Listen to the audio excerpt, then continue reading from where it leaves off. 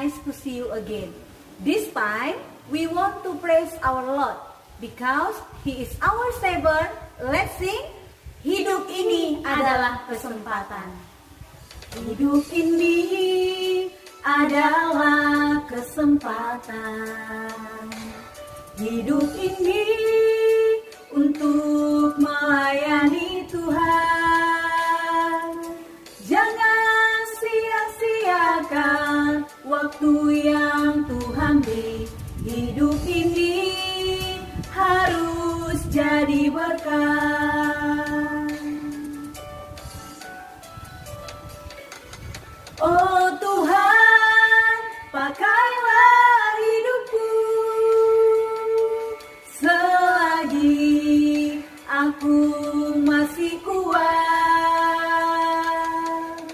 Bila saatnya nanti ku tak berdaya lagi, hidup ini sudah jadi berkat. Mari kita berdoa.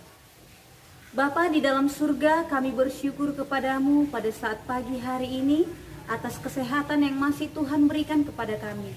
Ya Tuhan, sebentar kami akan mengikuti devotion, biarlah kiranya Tuhan yang memberkati setiap hati dan pikiran kami, sehingga kami boleh mengikuti devotion dengan baik. Terima kasih Tuhan, kami telah berdoa hanya di dalam nama Yesus. Amin. Shalom teman-teman, mari kita ucapkan ayat hafalan hari ini. Mazmur 97 ayat 11. Terang telah terbit bagi orang-orang yang benar dan bersuka cita, bagi orang-orang yang tulus hatinya. Psalm 97 verse 11. Light is shining on the lovers of righteousness, and for the upright in heart there is joy. Anak, kita akan mendengarkan firman Tuhan. Kita angkat pujian bagi Tuhan. Pakai hidupku ini, seluruh roh dan jiwaku.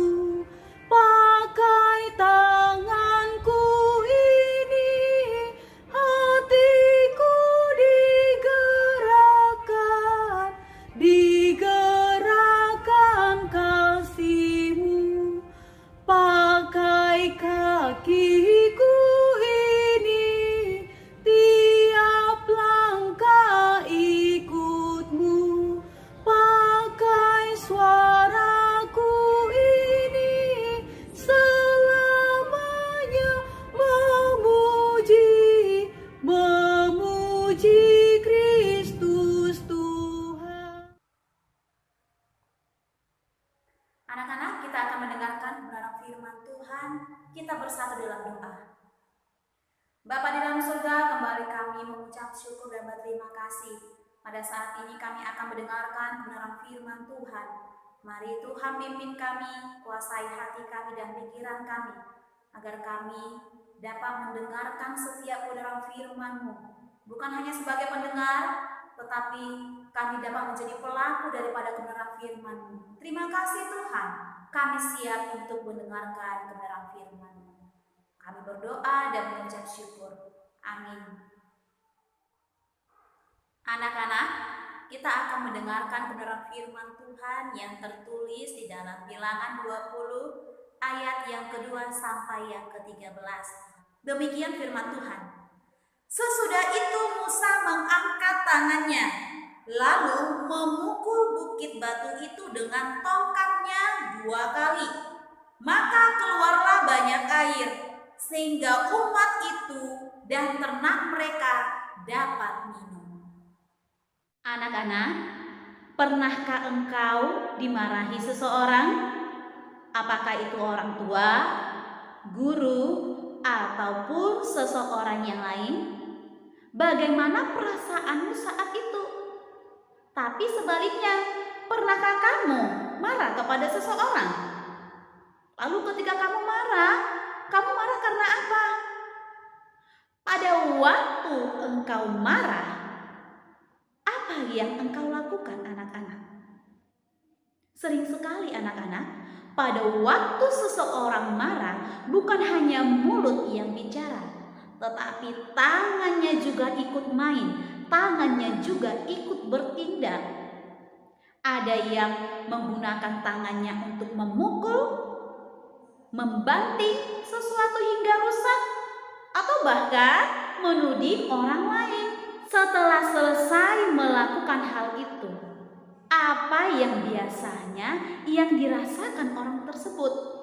Apakah ada penyesalan karena telah menyakiti atau bahkan merusak barang kesayangan mereka? Mengapa hal itu bisa terjadi? Karena tangan dikendalikan oleh perasaan amarah, bukan dikendalikan dengan akal sehat atau pikiran yang jernih, anak-anak. Nah, anak-anak, hati-hatilah dengan tangan kita, karena kalau sedang marah, biasanya tangan kita ini tidak bisa kita kendalikan.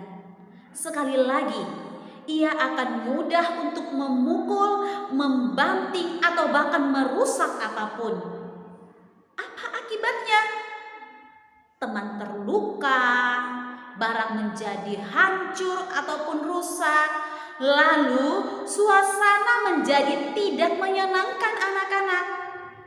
Hari ini kita akan melihat seorang tokoh Alkitab. Ia pemimpin bangsa Israel. Ketika itu, bangsa Israel dalam perjalanan menuju ke tanah perjanjian yang telah Tuhan janjikan kepada mereka. Bangsa Israel pada saat itu suka mengeluh, sedikit-sedikit mengomel, sedikit-sedikit bersungut-sungut, marah dalam hatinya. Anak-anak, selama bangsa Israel melakukan perjalanan tersebut, setiap ada kesusahan, bangsa Israel selalu mengeluh dan menuntut kepada Musa dan Harun. Juga ada yang marah dan menyalahkan Musa dan Harun, anak-anak.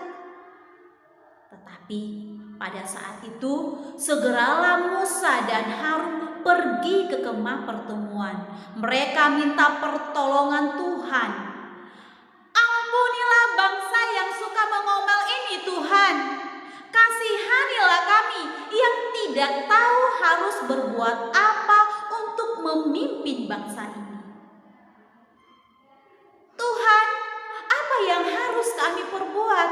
Apa yang harus kami lakukan?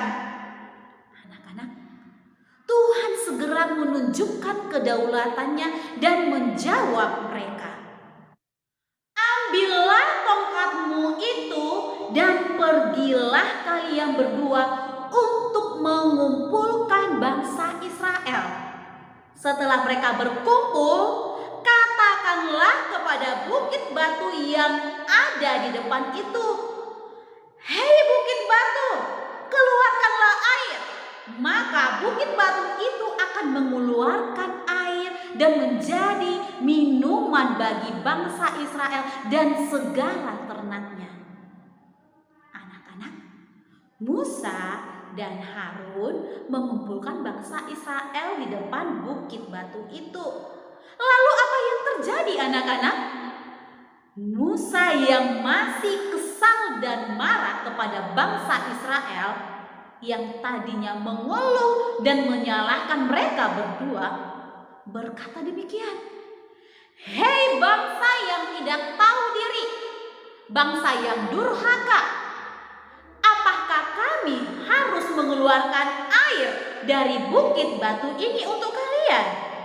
Nah, anak-anak, Musa kemudian memukul bukit batu itu 2 kali dengan tongkatnya.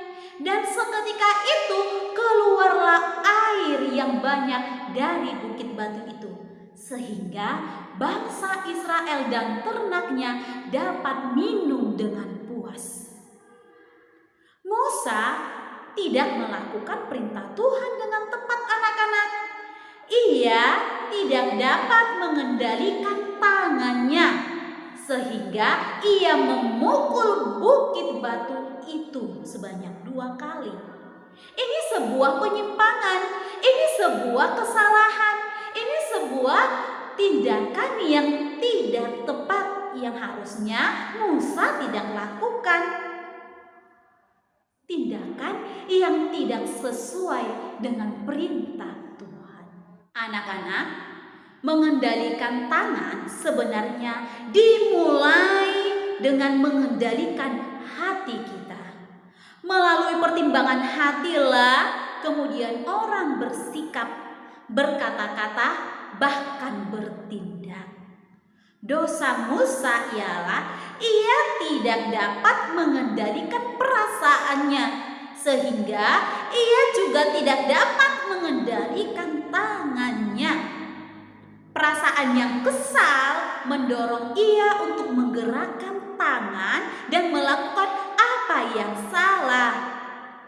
Tuhan menyebut Musa di dalam Bilangan 20 ayat yang ke-12, tidak percaya kepadaku dan tidak menghormati kekudusanku, karena ia tidak melakukan apa yang Tuhan kehendaki, melainkan mengikuti perasaannya sendiri.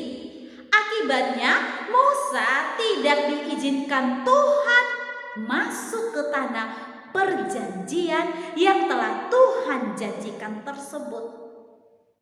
Anak-anak semuanya, jangan lupa perhatikan baik-baik. Waspadalah, apa yang dikerjakan tangan sungguh berasal dari hati.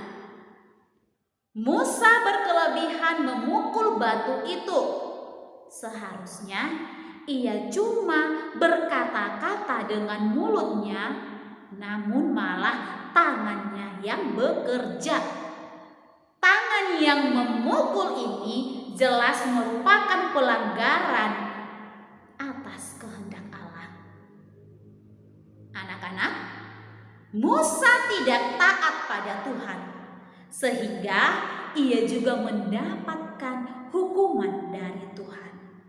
Untuk itu anak-anak, mari setiap kita meminta pertolongan daripada Tuhan, biar kita dapat mengendalikan perasaan kita, hati kita, sehingga tangan kita dapat kita gunakan untuk kemuliaan bagi nama Tuhan. Sehingga dari segala sesuatu yang kita kerjakan dengan tangan kita setiap harinya, kita dapat memuliakan Tuhan Yesus Kristus. Amin, kebenaran firman Tuhan. Mari kita bersatu di dalam doa. Tuhan Yesus, kami bersyukur dan berterima kasih buat kebenaran firman-Mu yang mengajarkan kami, yang mengingatkan kami bahwa kami harus mampu mengendalikan setiap perasaan kami, sehingga kami dapat menggunakan tangan kami untuk kemuliaan bagi nama Tuhan. Pimpin kami Tuhan, ajari kami Tuhan, biar setiap kami mampu mengendalikan tangan kami, mampu menggunakan tangan kami untuk melakukan hal-hal yang Tuhan kehendaki dalam kehidupan ini. Terima kasih Tuhan, kami bersyukur buat kebenaran firman-Mu. Kami juga mau menyerahkan pembelajaran kami pada satu hari ini ke dalam tangan Tuhan. Biarlah Tuhan yang memimpin, yang mengajarkan kami, sehingga setiap pelajaran yang kami pelajari pada satu hari ini dapat benar-benar kami pahami. Terima kasih Tuhan. Di dalam nama anak Yesus Kristus yang hidup, kami berdoa dan mengucap syukur. Amin.